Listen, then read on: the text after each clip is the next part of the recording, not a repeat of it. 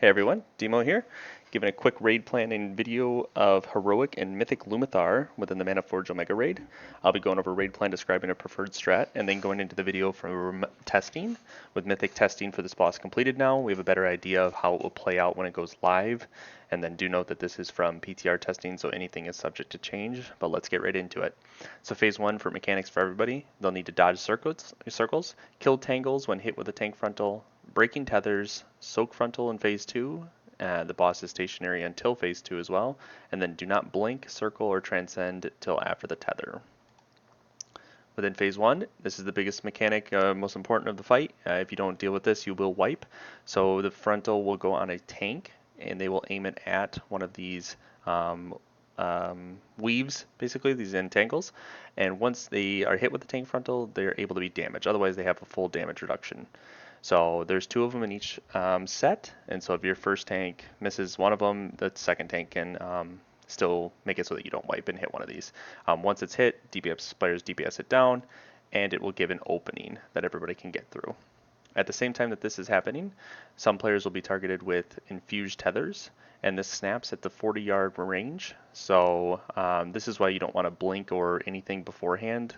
So when the full circle is going on and this is coming in and you think, oh, I'm going to blink over it, if you get the infused tether, it will pull you into the boss and you'll run into this line and get stunned and take extra damage.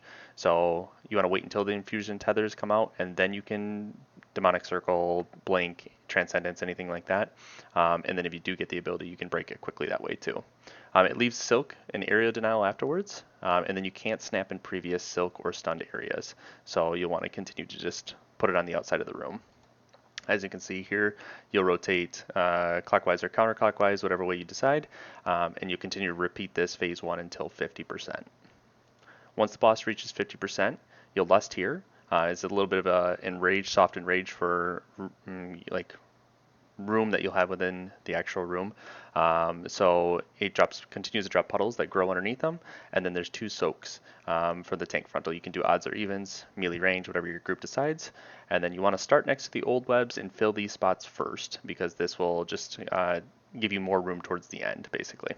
So as you can see, we'll have a frontal here, and you'll just pick whatever groups, odds first, and then afterwards it does an arcane outrage, and that drops the puddle. So boss is here, drops the puddle, you move it a little bit, next group soaks, and you continue to rinse and repeat this strategy until the end. And then once you get to somewhere like here, probably continue to point these frontals towards the wall, making sure that you don't hit 2 players, it'll instantly kill them. Or if they take 2 soaks in a row, they'll instantly die.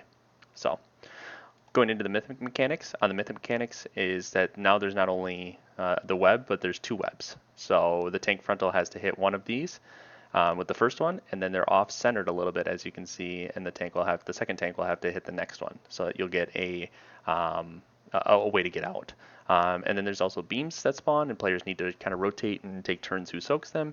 And then on phase 2, on the arcane outrage cast that drops the puddle, the raid needs to spread as each player gets a circle debuff that you can't share, basically. So looks something kind of like this in the raid plan.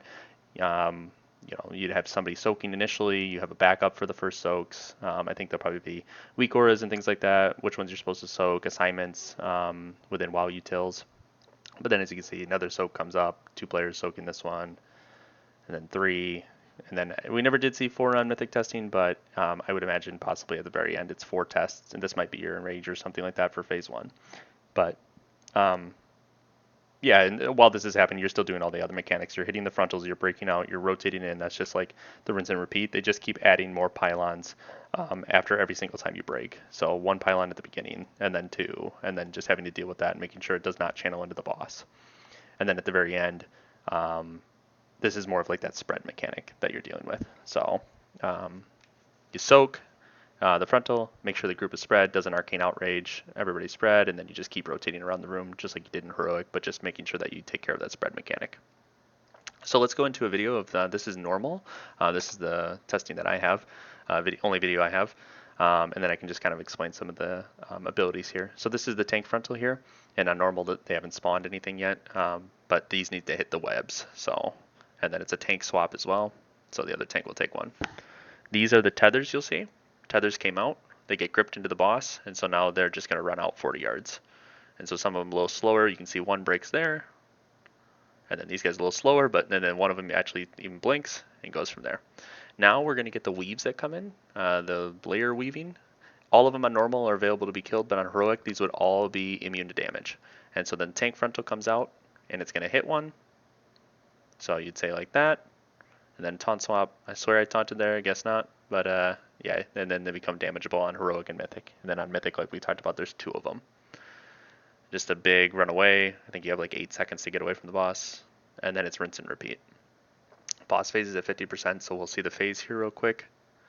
Again, tank frontal, and then tethers, and then on mythic, like I was saying, there'll be pylons that'll be channeling into the boss when the lines are coming in. So it's just like your rotation that you work on to make sure that it continues to get soaked. As soon as you hit 50%, you would lust here. Boss comes down, now starts to be movable,